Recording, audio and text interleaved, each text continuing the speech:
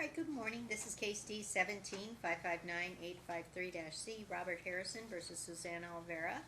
And I guess to begin, I see that there's a motion that's been filed. It's been mailed to Dad, and he's not here. So, counsel, please state your appearance. Alan Butel, 3031 with Susanna Olivera. Good morning. Okay, thank you. You can go ahead and be seated. All right, thank you, Your Honor. I've reviewed the motion. I'm going to go through it. The court will correct its finding that Mom has another child, and that would be George, who's 17 years old. Is that right? Yes, ma'am. Okay. And the timeshare, the court will add that the timeshare that was ordered by the court will allow the children at issue to maintain a bond with their brother George. Okay. There was a request that the court didn't make an order regarding the uncovered health care expenses, with Dad's share being $1,996.87. Counsel, while I'm willing to order that as a separate motion issue, I'm not going to correct the findings from the evidentiary hearing, because I don't believe that information was. I don't think there were any exhibits that were submitted at the evidentiary hearing. Am I wrong? I think we submitted them, Judge. I'm not going to... I mean, I don't think they were admitted. I'd be happy with your order however it flows. Okay. Because there weren't any exhibits that were admitted at trial, I don't believe. Ms. Clerk, can you check that? Because I don't think there was, and so I can't amend findings when that...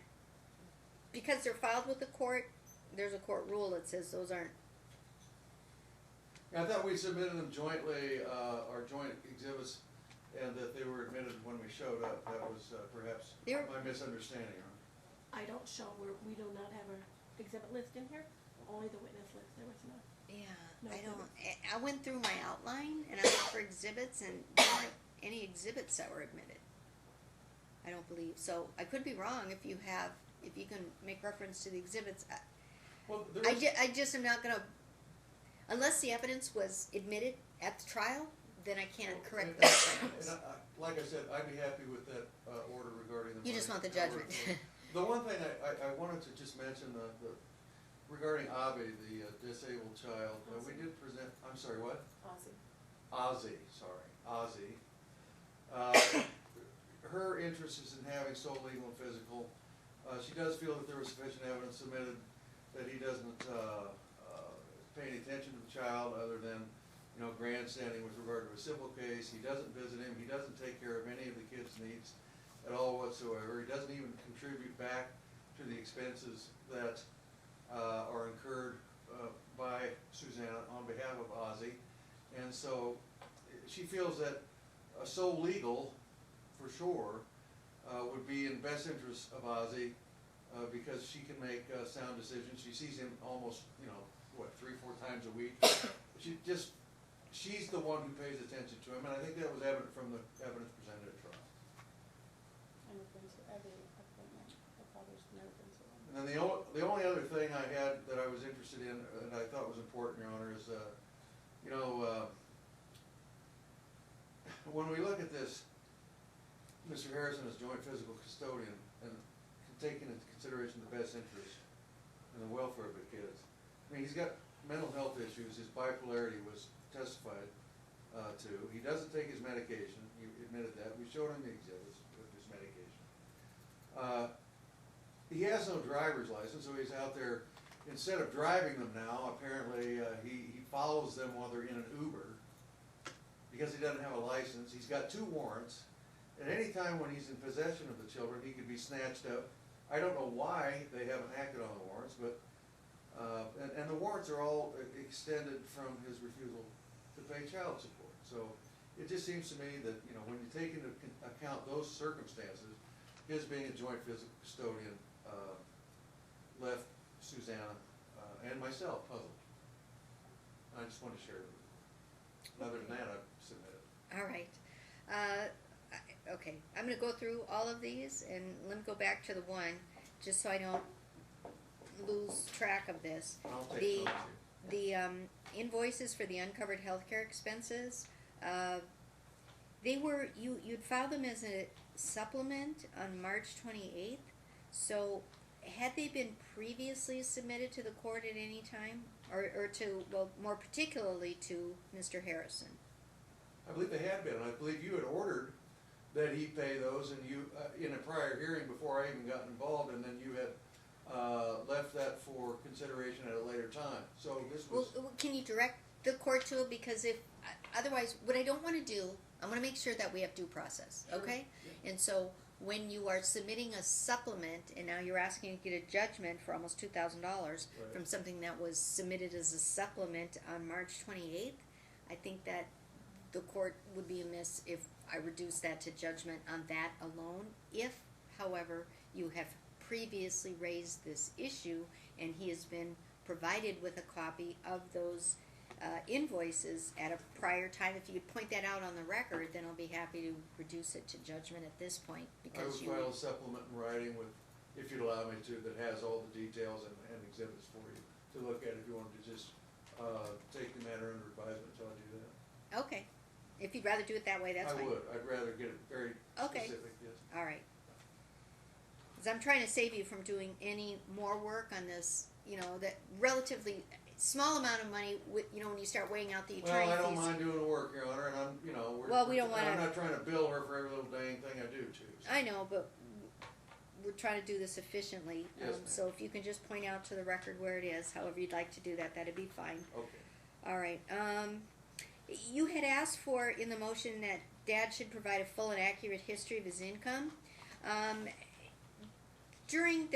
At the time that the evidentiary hearing was set, discovery was open. So, Mom had the ability to obtain information through discovery. The court has already built in an annual review of child support because of the fluctuating income.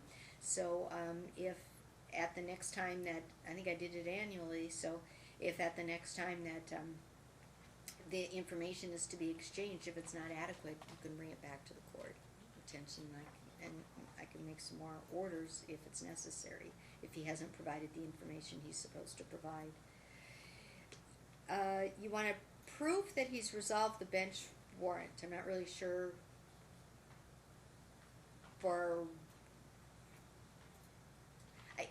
I have to be careful, counsel, that the court is not permitted to use custody as a means of enforcing child support, okay? Under Lewis versus Lewis, court's prohibited from that.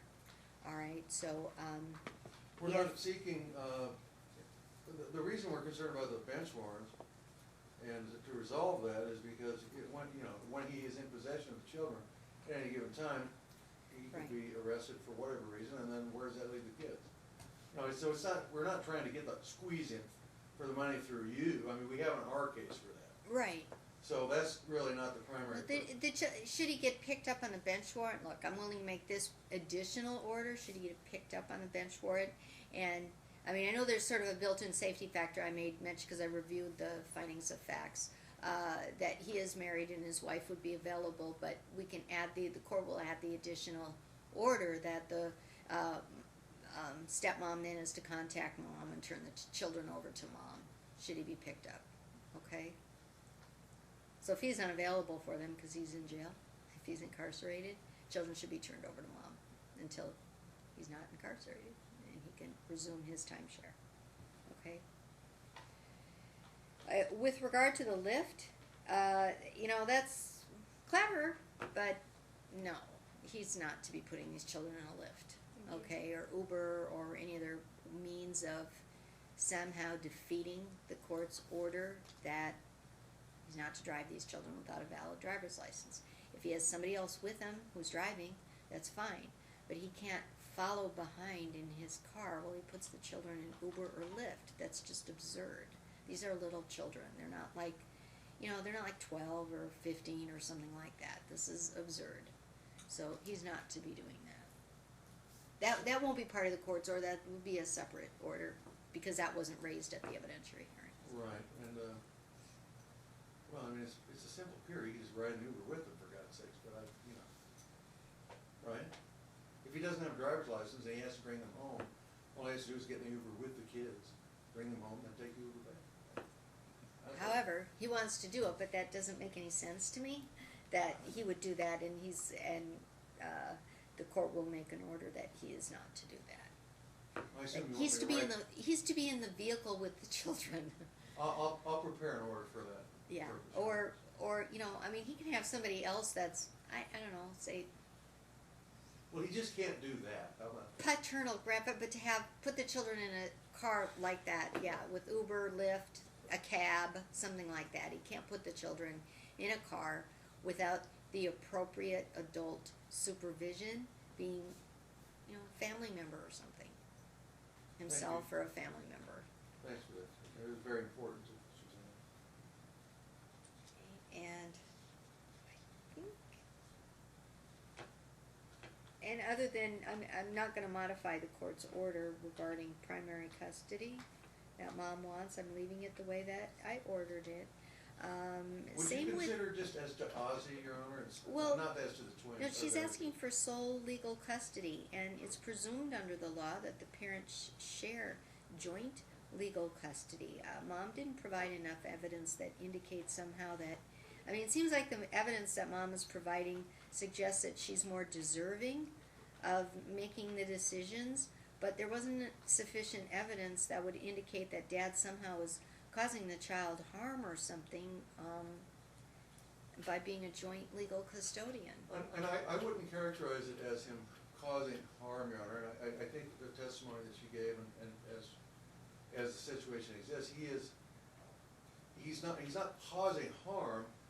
He's not helping. He's not aiding. He is not supporting. He's doing virtually zero for this child who needs a lot of attention, and that child is given the attention of mom, and when a decision is made to do something this or that or the other with him, she needs to be in a position where she can make that decision. We're not seeking to have him deprived of some physical But I didn't get contact enough with him. evidence of that somehow the child didn't get proper treatment, or treatment was delayed, or something of that sort, Well, what we had because tried to dad present wasn't was cooperating. He doesn't take an interest in the child who's in the home, and she does. Well, that wasn't the evidence. The evidence was he did describe being with the child and visiting the child, and I did note that he doesn't visit as often as mom does, but he does visit. The court was persuaded that he does visit. This isn't a matter, I mean, joint legal custody is something that people share even if they don't have joint physical custody, generally speaking. I mean, it's presumed under the law that that's the way it is, that the children's best interests are served by the parents sharing joint legal custody. It's decision-making. If there comes a time where dad just is somehow interfering with the child from obtaining treatment or whatever because he's unavailable, he is preventing decision-making, he's somehow causing a delay or whatever, that would be something to look at. But just, Well, I will consult with Ms. Olivera, and if she has new evidence that this is the sort of thing that is happening, I'll bring it to the board's attention. and do that, okay? So does that take care of it? I think I'm sorry, what? I think that's addressed everything that was in your motion. I'm sorry, can you give me 1 second? So what? So Ozzy can't come home, he has to stay there, He can't come home. Why couldn't he come home? because the dad will not allow it. All right, well then, I can raise it in a new motion, I'll just hear, Ms. Olivera wants to bring Ozzy to her home periodically or permanently? Permanently. Permanently, which apparently she can do. Ozzy could benefit from that, his brother, everybody could benefit, Ozzy needs more stimulation. He's got, what, a lifespan expectancy of what, 5 years now? Who knows? I don't know. So, it's her belief that it is in his best interest, instead of being in his home where she has to go there all the time, that she could bring him home, but he won't permit that. Now, he won't go see him, but he won't allow her to bring Ozzy home with him, which clearly she thinks is in his best interest. And if she has the ability to care for him and love him and nurture him best she can in her home, seems to me that would be better than having him in an institution where he only has contact with mom when she visits. I mean, have I said that correctly? that certainly would be probably a persuasive argument, but obviously I can't make that. I'll be happy to just prepare a motion. You'd have to file a motion I'll for do that, that today. so that we have due process, okay? Okay. All right, I think I'm done, Yes, thank you. thank you. And you'll get the order submitted by, let me see, Well- April 22nd? I would hope. Thank you.